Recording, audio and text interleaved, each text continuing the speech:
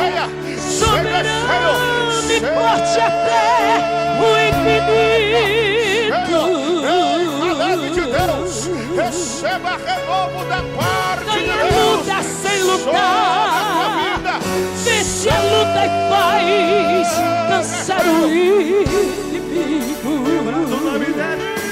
Jeová, Deus de vida e de vitória, Deus de paz, Deus de glória, vai mudar a tua história hoje aqui.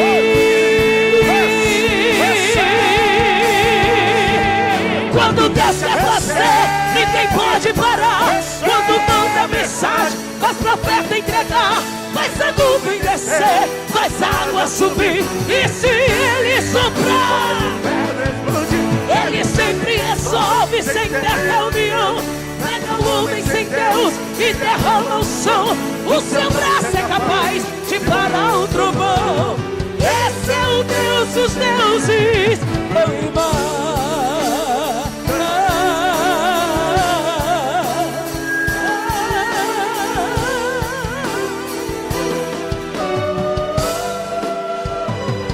Te adorarei, Senhor, mais uma vez. Te adorarei, fui chamado pra adorar, então adorarei.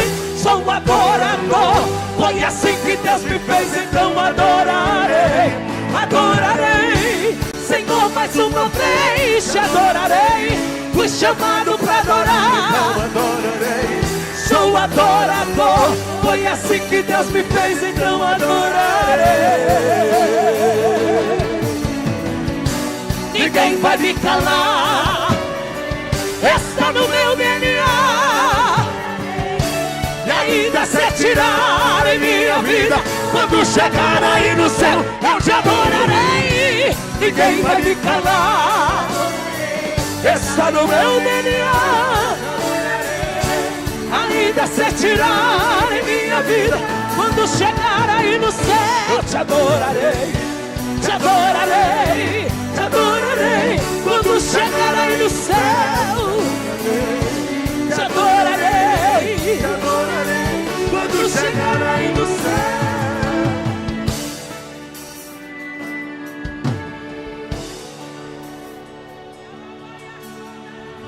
Eu não te disse que eu sustentaria todas as coisas. Eu não te falei que eu sou Deus de longe, o Deus de perto, que a obra é minha, que a soberania é minha, que o trono ainda é meu, e que nada e ninguém consegue suplantar a minha grandeza. Eu não te prometi que eu levantaria recursos do nada, que eu levantaria companheiros, que eu te daria força, vigor, que eu recuperaria a tua saúde, a tua força mental. Lembra-te de quando tu tivesse um ataque cardíaco, que sentiste o frio da morte, e com as tuas forças tu clamaste, Senhor, e no momento que tu clamaste, eu entrei com providência e repreendi o espírito da morte da tua vida. Eu permaneço sendo o mesmo Deus. Eu não mudo, eu não esqueço, eu não volto atrás, eu não me arrependo, eu não deixo as minhas palavras caírem por terra. E as minhas promessas, independente do tempo, do lugar, da estação, das pessoas, permanecem em pé.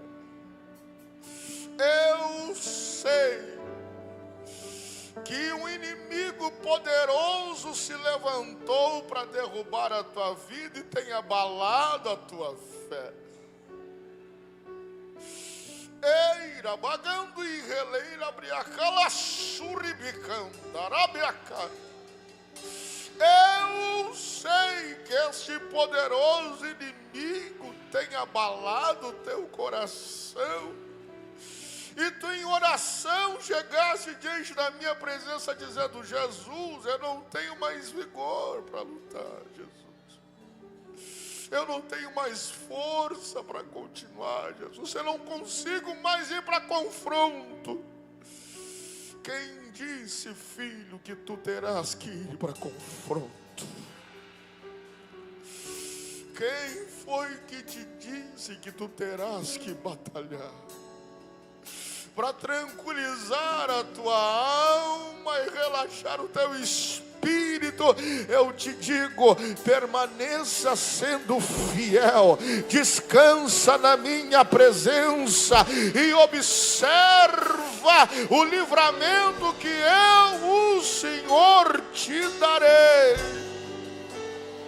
O projeto é meu, a visão é minha, a obra é minha, a igreja é minha, e ninguém toca naquilo que é meu, ninguém mexe naquilo que é meu, ninguém usurpa aquilo que é meu. Falo Rabacanda, Urigicai mandas, Rabacalas, Remandaia, Rebacalas, Rimandicai, Relabacas, Rimandeia Calárias. Marcha, filho, marcha que eu abro a água, marcha que eu faço milagre, marcha que eu, o Senhor, dou livramento, marcha porque eu, o Senhor, sou soberano.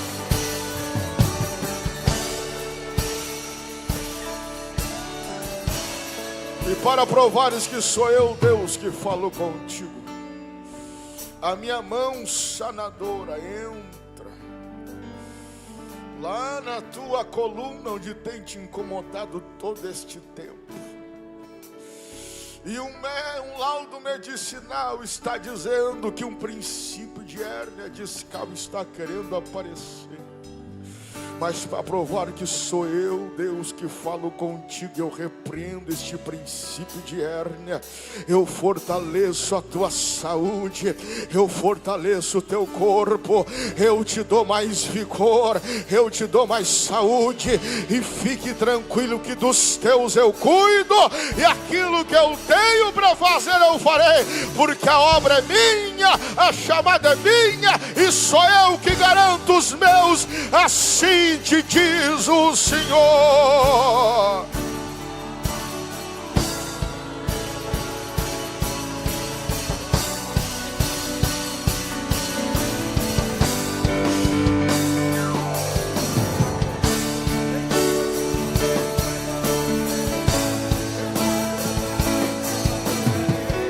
Tudo que está acontecendo, filha,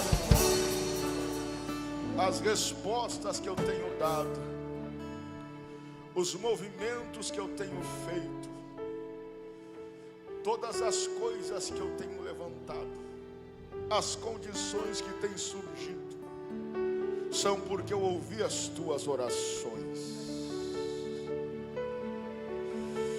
Em um momento específico da tua noite de oração, ainda esta semana disseste: Senhor, por que que tu não me escutas? Por que que tu não me ouves? Por que que tu não me atendes? Veja ao redor, filho, se eu não estou fazendo exatamente aquilo que tu me pedistes, se eu não estou cumprindo cada vírgula daquilo que eu te prometi. Lembra? Quando tu ainda eras uma menina, lá no meio do nada, numa casa simples, tu te dobraste diante da minha presença e disseste: Senhor, eu não sou nada, mas eu quero fazer alguma coisa. Eu não sou nada, mas eu tenho desejo, segundo a pregação que eu ouvi hoje, eu quero te servir e ser influente. Eu apareci para ti naquele dia, lembra? Eu te disse que eu faria coisas grandes a partir de ti. Filha, descansa a tua alma. Eu estou cuidando de tudo e direcionando todas as coisas. Eu falo contigo nesta noite, filha, para acalmar o teu coração e dizer: sim, o mar é grande, está revolto, a onda dá medo, mas não te esqueces que eu sou o dono do mar, eu sou o dono do vento e eu comando as tempestades. Eu acalmo a tua alma nesta noite, te digo, fica tranquila, porque eu, o Senhor, darei livramento. Estas preocupações, estas tristezas, resultaram em um problema estomacal complicado, em um princípio de fissura, de doença, de úlcera. E para que todos saibam que eu sou Deus, e que eu falo e não volto atrás, que eu cumpra as minhas palavras, o meu remédio sanador está entrando no teu sistema digestório, está curando todo o princípio de dor, de gastrite, está curando o teu corpo, revigorando a tua alma, e tu mais uma vez verás que sou eu, Deus, que faço tudo e que falo, assim diz o Senhor.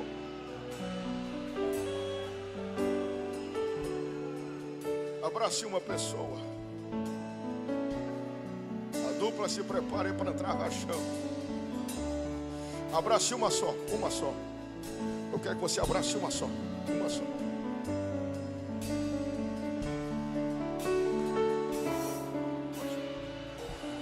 Shai candelebrias, caimandeleira, abre a sérvia, nabacandaraias. Ele mandeleia, cando e ralai de que lebria sui demanda, ragalabria casa. Erabiacando e relemando e aquele abriação da rabagai. Uma tocha acesa entrou neste santuário. Uma tocha acesa entrou neste santuário. Deus está renovando a tua vida. Nessa pessoa que você está abraçado, você vai orar por 1 minuto com ela. Por 1 minuto você vai orar com ela.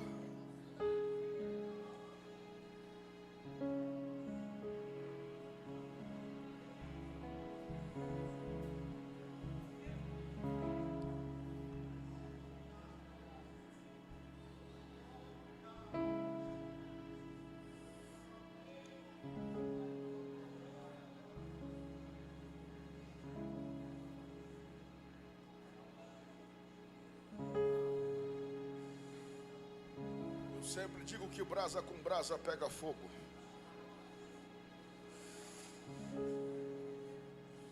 Ó o fogo. Ó o fogo. Ó o fogo. Ó o fogo. Ó o fogo. Ó o fogo. Ó o fogo. Eu sou assembleano, raiz, fogo. Fogo, fogo, fogo, fogo, fogo, fogo, fogo, fogo, fogo. E cumprindo-se o dia de Pentecoste, entrou um som como um vento veemente, impetuoso, que encheu toda a casa em que estavam assentados, e todos foram cheios, cheios, cheios, cheios, cheios, cheios, cheios, cheios, cheios, cheios, cheios, cheios, cheios, cheios, cheios, cheios, olha lá, cheios, batizou, cheio, batizou, olha lá, cheio, foram cheio,